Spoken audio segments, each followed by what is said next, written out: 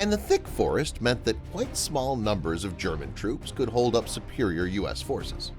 To make matters worse, as the American troops were killed or wounded, they had to be replaced by soldiers with no combat experience. In contrast, the Nazi soldiers were battle-hardened. The first phase of the battle started on September 14, 1944, with an attack by units from the U.S. Army's 9th Infantry Division. This initial offensive achieved mixed results. Some regiments easily reached their objectives, while others met determined German resistance and were forced into retreat. This was to be a pattern repeated throughout this bitter battle. Hello, story lovers. I'm Scott Leffler, and here is... When a U.S. soldier was wounded in a minefield, this Nazi officer vowed to save him at any cost. Before we move on, make sure you smash that like button, subscribe to our channel, and activate the notifications bell for new amazing videos.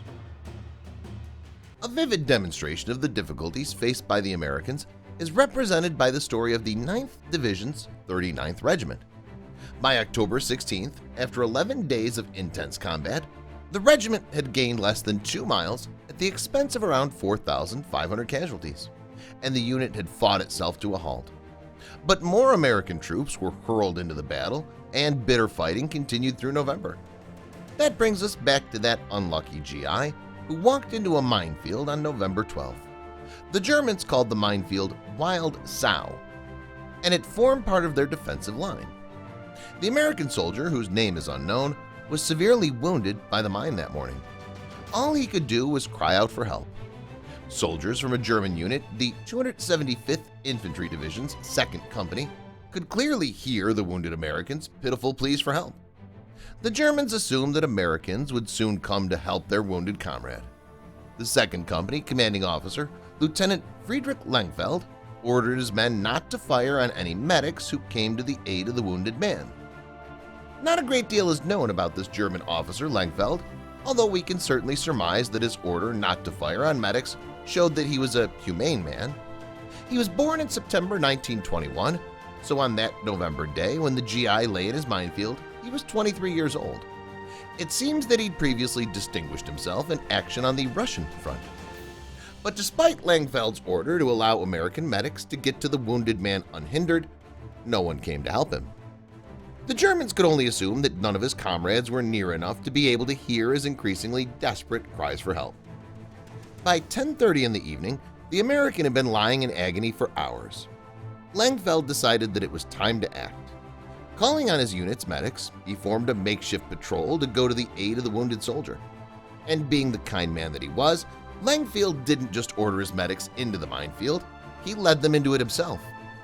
At first, the mines were anti-tank devices, relatively easy to spot.